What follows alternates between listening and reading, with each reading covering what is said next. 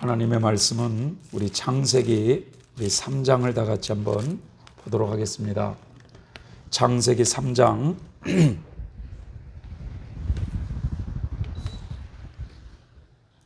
제가 한 절, 여러분들이 한 절 한번 1절부터 21절까지를 한번 읽어보도록 하겠습니다. 다 차신 줄 알고 한 절을 읽습니다. 여호와 하나님의 지으신 들짐승 중에 뱀이 가장 간교하더라. 뱀이 여자에게 물어가로되 하나님이 참으로 너희더러 옛 동산 모든 나무의 실과를 먹지 말라 하시더냐.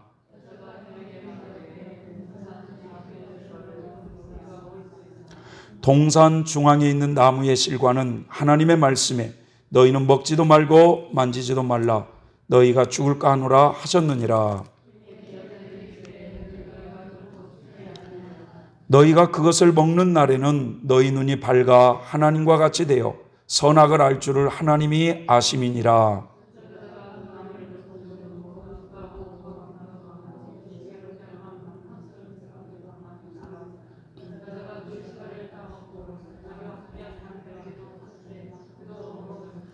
이에 그들의 눈이 밝아 자기들의 몸이 벗은 줄을 알고 무화과 나무 잎을 엮어 치마를 하였더라.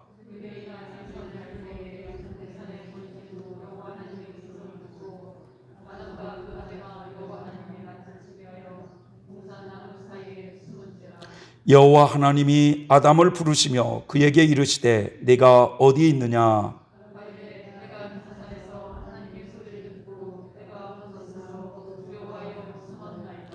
가라사대 누가 너의 벗은 것을 너에게 고하였느냐. 내가 너더러 먹지 말라 명한 그 나무의 실과를 네가 먹었느냐.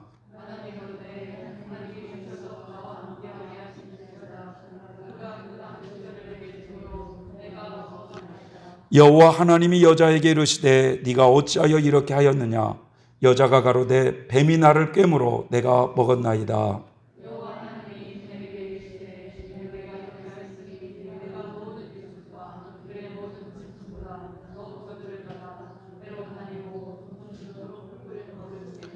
내가 너로 여자와 원수가 되게 하고 너의 후손도 여자의 후손과 원수가 되게 하리니 여자의 후손은 내 머리를 상하게 할 것이요 너는 그의 발꿈치를 상하게 할 것이니라 하시고.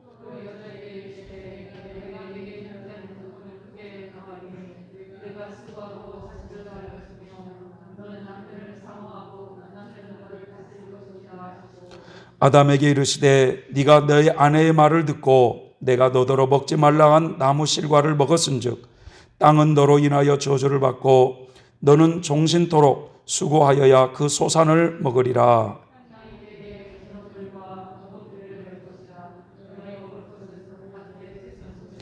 네가 얼굴을 땀에 흘러야 식물을 먹고 필경은 흙으로 돌아가리니 그 속에서 네가 취함을 얻었음이라. 너는 흙이니 흙으로 돌아갈 것이니라 하시니라.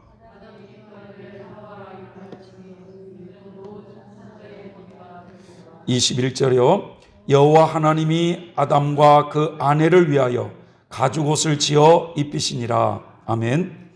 자, 7절을 다시 한번 읽어보시고 21절을 다시 한번 읽어보세요. 7절 시작. 이에 그들의 눈이 밝아 자기들의 몸이 벗은 줄을 알고 무화과 나무 잎을 엮어 치마를 하였더라. 21절 여호와 하나님이 아담과 그 아내를 위하여 가죽옷을 지어 입히시니라. 아멘. 그래서 오늘 설교 제목은 가죽옷을 입혀주신 하나님이라는 이런 제목으로 말씀을 나누고자 합니다. 우리가 살고 있는 이 21세기 이 시대를 가리켜서 바로 이 포스트 모더니즘이라는 말을 하고 있습니다. 이 포스트 모더니즘이라고 하는 이 용어는 문학이나 예술에서 나온 용어예요. 그런데 기존의 형식을 완전히 거부하고 개인의 그 독특성 그리고 차별성을 강조합니다. 그래서 이 시대의 문화의 흐름 중에 하나가 절대적인 진리를 거부하고 있어요. 절대적인 진리를 거부하고 있고, 진리라고 하는 것은 상대적이다 이렇게 말을 하고 있습니다. 세상이 점점 그렇게 여러분 흘러가고 있습니다.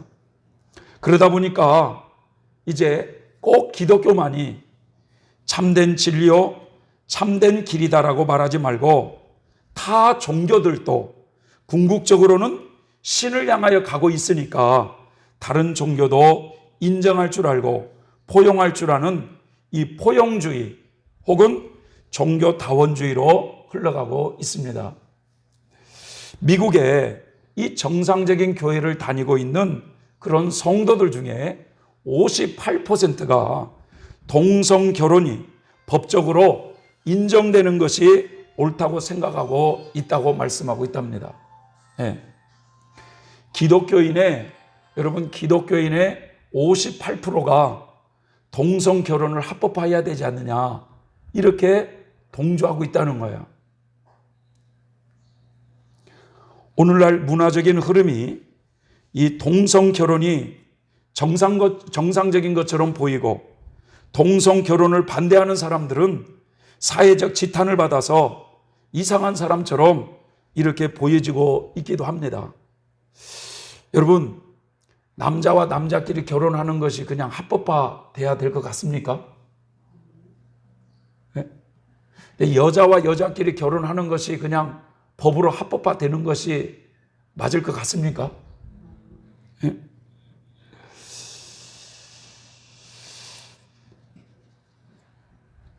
동성 결혼 합법화를 법으로 결정한 나라들이 세상적으로 점점 많아져 가고 있어요. 네. 문화는 여러분 시대적인 흐름에 따라서 얼마든지 변화될 수가 있습니다. 네. 변화될 수가 있어요. 괜찮아요. 네. 옛날에 우리 윤갑순 집사님을 어느 행사장에 모시고 갔는데 제가 설교를 하는데 우리 그 집사님 전화벨 해서 짠짠짠 짜스라짠 이런 거래 계속 오니까 이분이 놀래가지고 막 전화기를 어떻게 할지를 모르겠더라고. 네? 네. 그러니 우리가 하나님께 예배를 드릴 때는 전화기는 달 수 있으면 꺼놓는 게 좋습니다. 왜냐? 하나님께 집중해야 되기 때문에 그래요. 네. 자, 문화는요, 시대의 흐름에 따라서 얼마든지 변화될 수가 있어요, 문화는. 그러나 시대적인 흐름에 따라서 진리가 변화된다고 한다면 그것은 진리일 수가 없습니다. 진리는 결코 변할 수 없는 것이 진리예요. 성경은 절대 진리임을 여러분 믿으시죠? 예?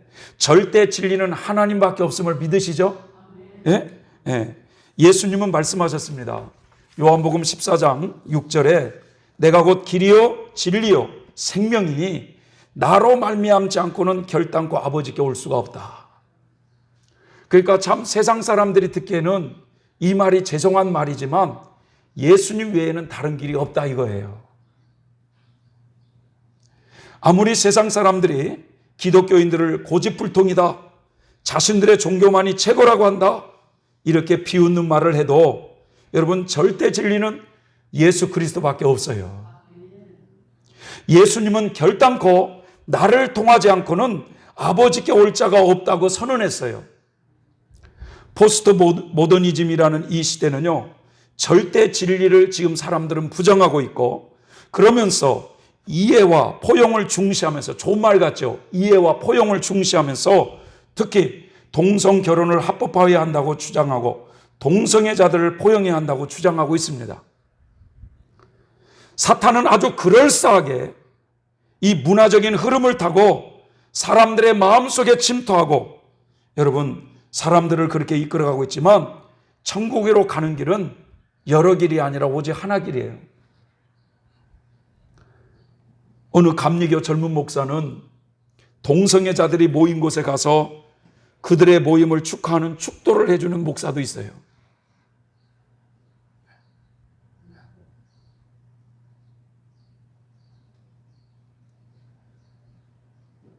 동성애자들을 지지해주고 동성 결혼을 합법화하는데 찬성하는 목회자들도 있다는 얘기가 있습니다.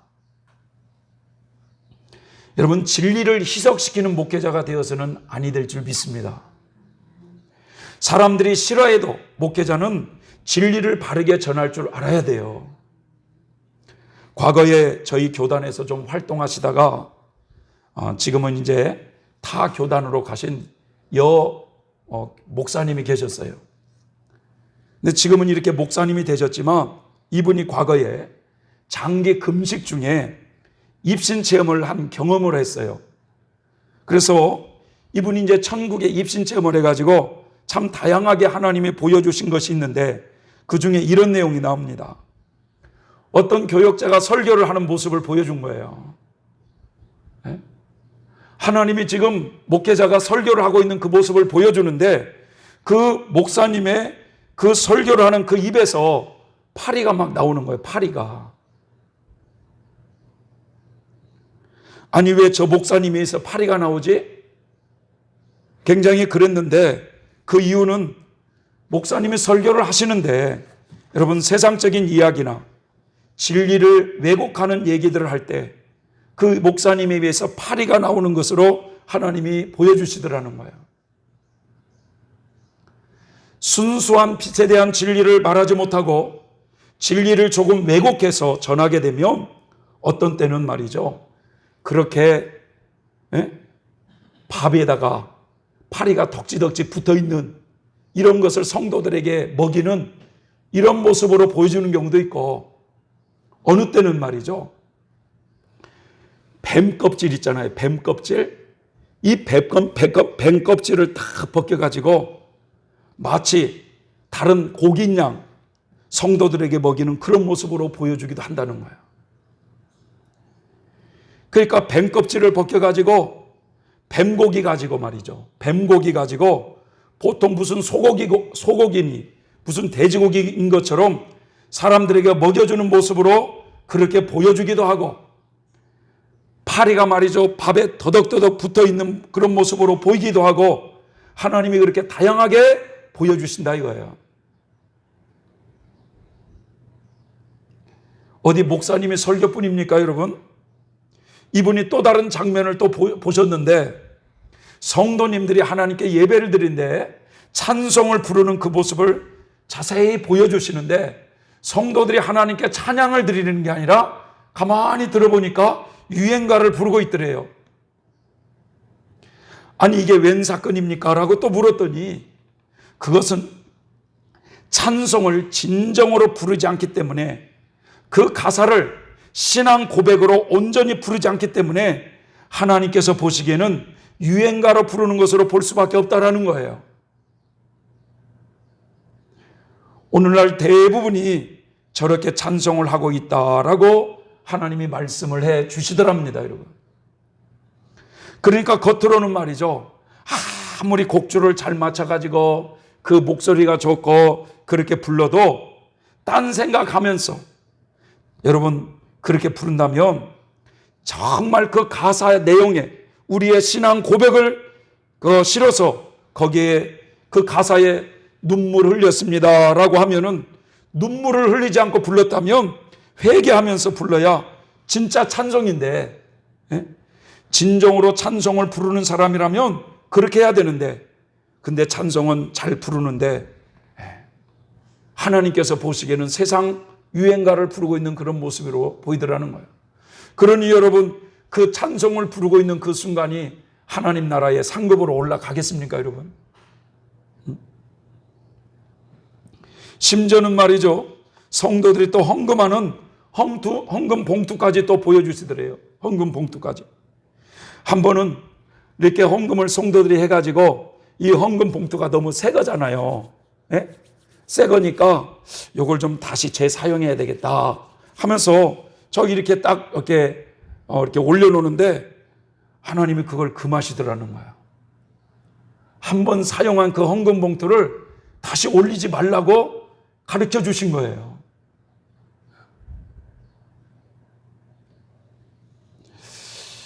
이분에게는 그런 것을 주로 많이 보이셨어요.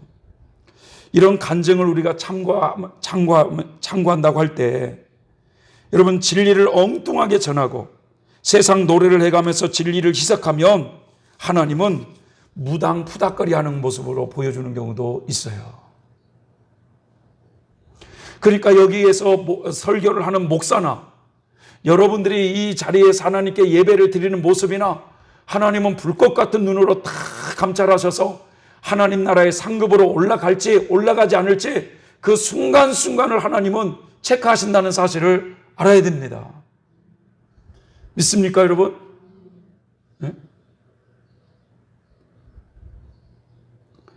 이런 이야기가 있어요.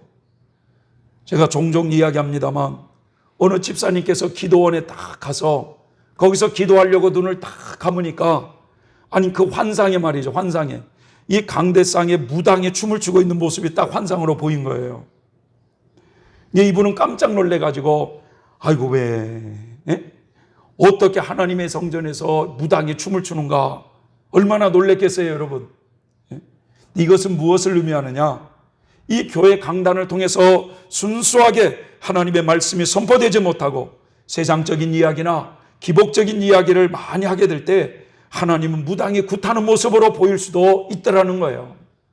그러니 아무리 한 시간을 목사가 떠들어대도 하나님 나라의 상급은 없다 이거예요. 회개할 거지.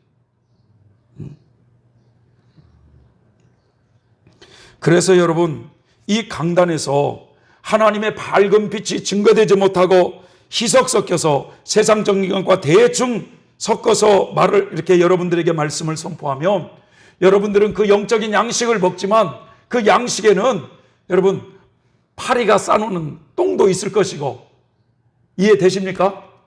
네? 그 순수한 양식을 못 얻어먹는다 이거야. 그러면 어떤 성도들은 말이죠 영적으로 병이 드는 거예요. 영적으로.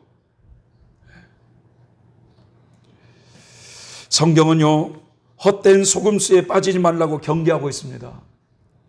우리의 귀를 즐겁게 하고 있는 그런 것을 경계하라고 말씀하고 있어요. 디모데후서 4장 3절부터 4절에 사도 바울은 마지막 죽음 직전에 디모데후서를 썼는데 이런 말씀을 하고 있습니다. 사람들이 참된 진리는 들으려고 하지 않고 오히려 자기들을 즐겁게 해주며 마음에 드는 말만 하는 선생들을 찾으려 하는 때가 올 것이라는 거예요. 그들은 진리의 귀를 기울이기보다는 거짓된 이야기와 가르침을 따를 것이라고 말씀하고 있습니다. 여러분, 우리가 예수님을 정말 그분이 우리의 목자장이 되심을 안다면 우리는 그분의 음성을 들어야 될 줄 믿습니다. 성도 여러분, 천국 가는 길은요 하나예요. 길이 여러 길이 아닙니다. 오직 예수 그리스도에 밖에 없어요. 다른 길이 없어요. 어느 분이 이 건물 안에서 일을 하고 있었어요. 그런데 갑자기 이 건물이 말이죠 불이 나가지고 막 연기가 호삭하게 해가지고 그냥 앞을 가리지 못하고 그럴 때 그 사람을 구하기 위해서 뛰어들어가서 아무개 성도님 하면서 나를 따라오세요. 밖으로 나가는 길은 저 길 하나밖에 없어요 라고 이렇게 외치면서 그 연기 속에 있는 사람을 끌어내었다고 할 때 그 연기 속에서 끌어나온 그 사람이 이렇게 말할 수 있어요?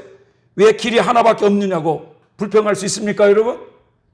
그 영혼이 살기 위해서는 길이 하나밖에 없는 거예요. 오늘날 기독교인들은 너무 배타적이야, 자기 것만 최고래, 이런 소리를 세상으로부터 많이 듣습니다. 하지만 기독교의 진짜 신앙은 여러분 좁은 길입니다. 천국 가는 길이 결코 넓은 길이 아닙니다. 영생의 길은 좁고 협착하여 찾는 이가 많지 않다고 했습니다. 우리들의 길을 즐겁게 하는 이런 헛된 속임수에 우리는 빠져서는 아니 됩니다. 자, 오늘 이 본문은요 인류의 조상 아담과 하와가 이 뱀의 유혹에 넘어가 선악과를 따먹고 죄를 세상에 불러들이는 장면이에요. 여기서 이 뱀은 계시록 9장에 보면 뭐라고 나오냐면 옛뱀이요 마귀요 사단이라고 말씀하고 있는데 왜 계시록 9장에서 그걸 옛뱀이라고 말씀할까?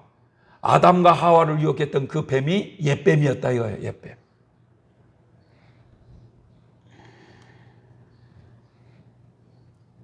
오늘 말씀은 이렇게 시작돼요. 여호와 하나님께서 만드신 들짐승 중에 뱀이 가장 간사하고 교활했다.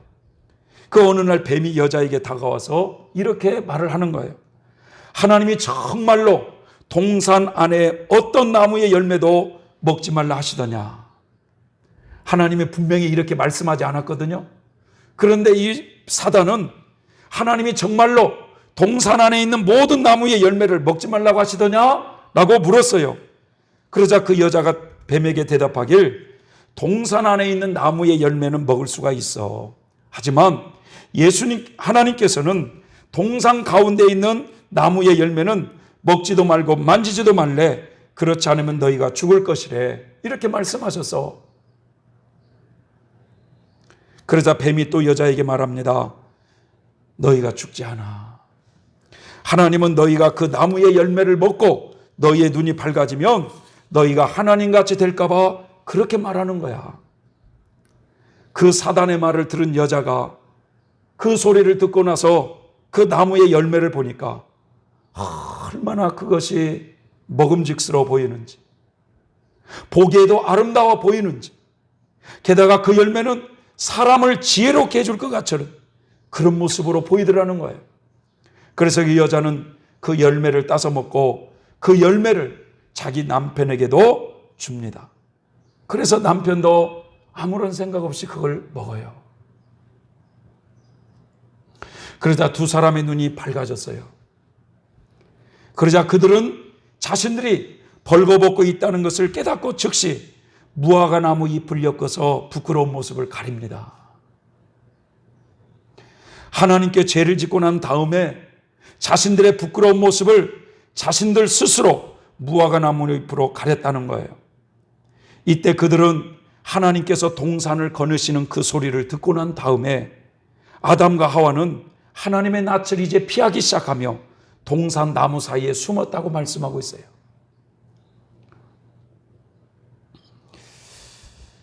여러분, 우리도 꼭 죄를 짓고 나면 있는 이 모습 그대로 주님 앞에 나옵니까? 어차피 버려진 몸 마시자 마셔 하면서 말이죠, 더 어두운 가운데로 갑니까? 여러분, 하나님을 피하는 속성이 우리 인간에겐 다 있어요.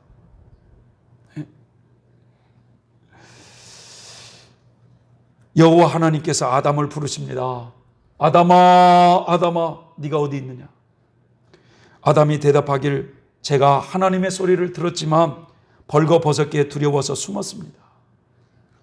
하나님께서 말씀하시길, 네가 벌거벗었다고 누가 말해주더냐? 내가 먹지 말라고 한 나무 열매를 너는 왜 먹었느냐? 라고 말할 때 이 아담이 대답하길, 하나님이 나에게 주신 여자가 그 나무 열매를 줘서 내가 먹었습니다. 그래서 여호와 하나님께서 여자에게 또 말했어요. 도대체 네가 무슨 일을 저질렀느냐? 여자가 대답하길, 뱀이 저를 속였습니다. 그래서 제가 그 열매를 먹었습니다. 여호와 하나님께서 뱀에게 말씀하십니다. 너는 이런 일을 했으므로 너는 모든 가축과 모든 들짐승보다 더욱 저주를 받을 것이다. 너는 배로 기어다니면서 평생도록 흙을 먹으며 살 것이다. 내가 너와 여자를 원수가 되게 하고 너의 자손과 여자의 자손도 원수가 되게 할 것이다. 여자의 자손이 너의 머리를 부수고 너는 그의 발꿈치를 물 것이다. 하나님이 이렇게 사단을 저주하십니다.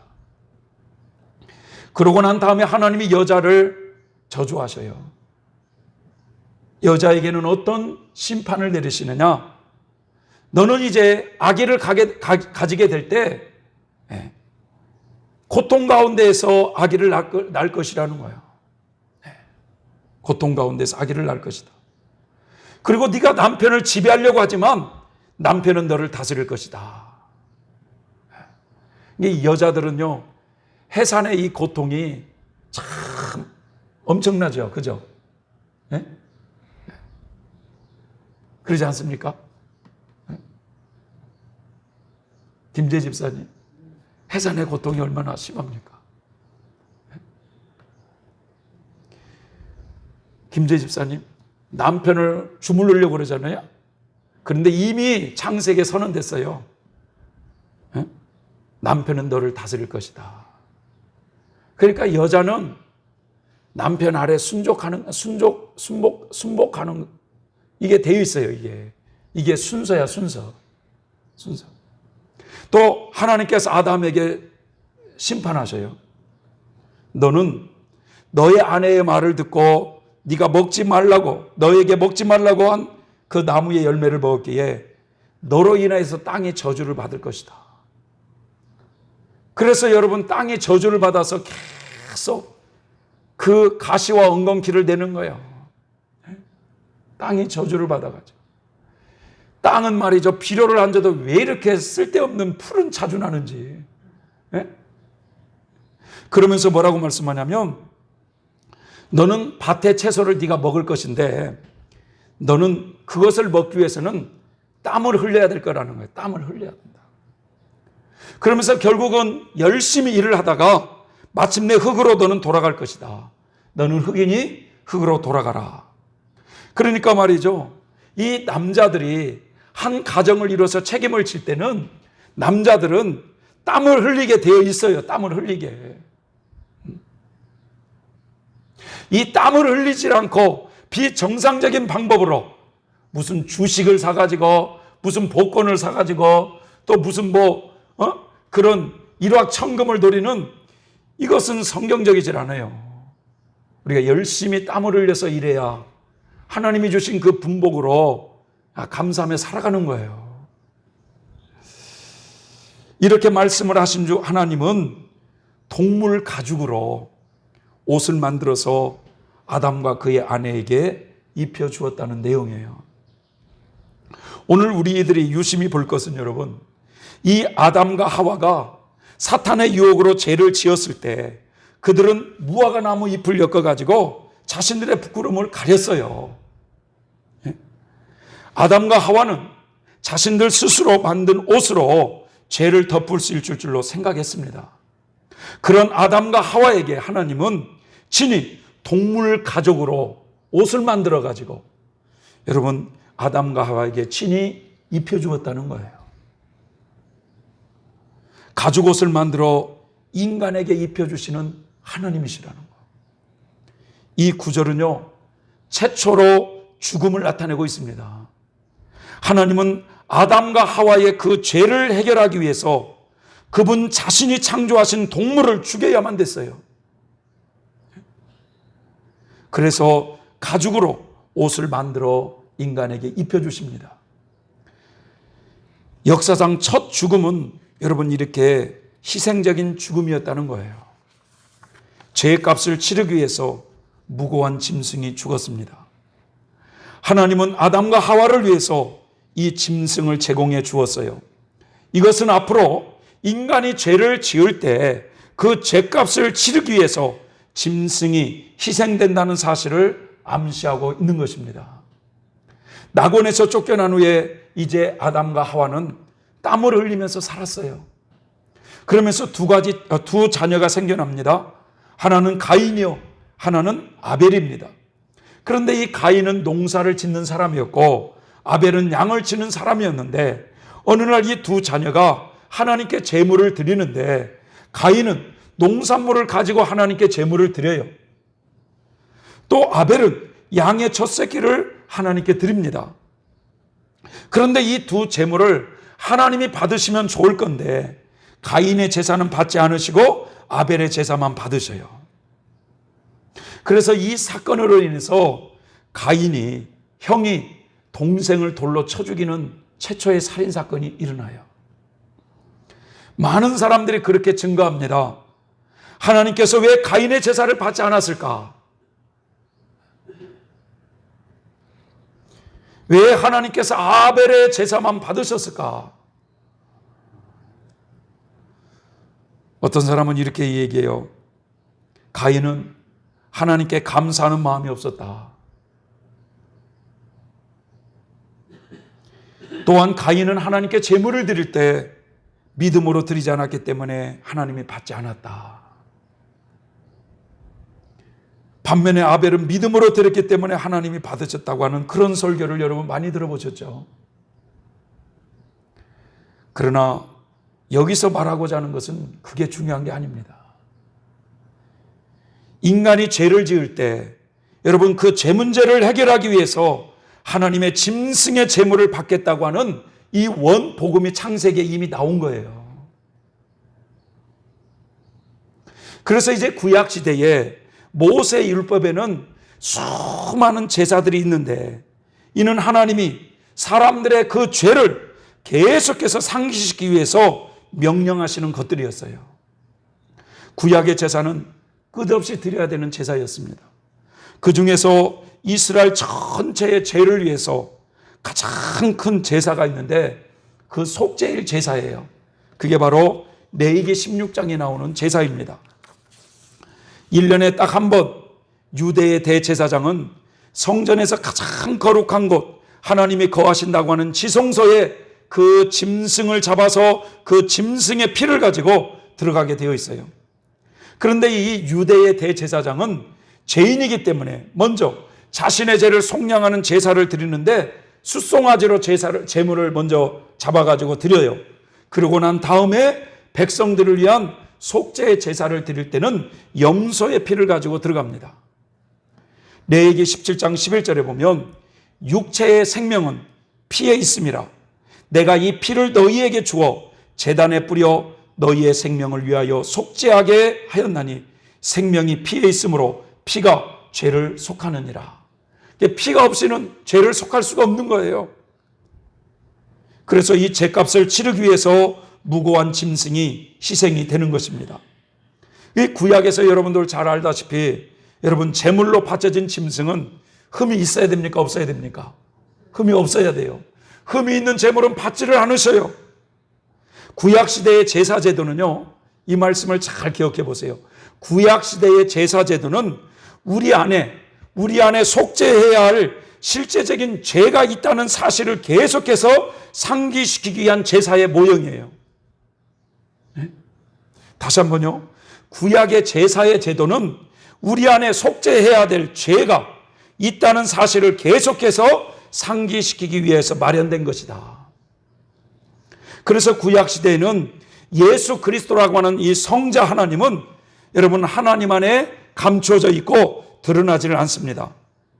물론 성자 하나님께서 성부 하나님과 함께 영원전부터 함께 계셨고 이 세상 만물을 창조할 때 함께 하셨고 구약시대의 예수 그리스도는 그렇게 하나님과 함께 하셨지만 이 구약 성경에는 구체적으로 예수 그리스도의 사역이 하나님 안에 감춰 있어서 잘 드러나지 않고 있다는 거예요. 구약시대의 제사는 완벽한 제사가 아니었습니다. 이건 일시적인 제사예요.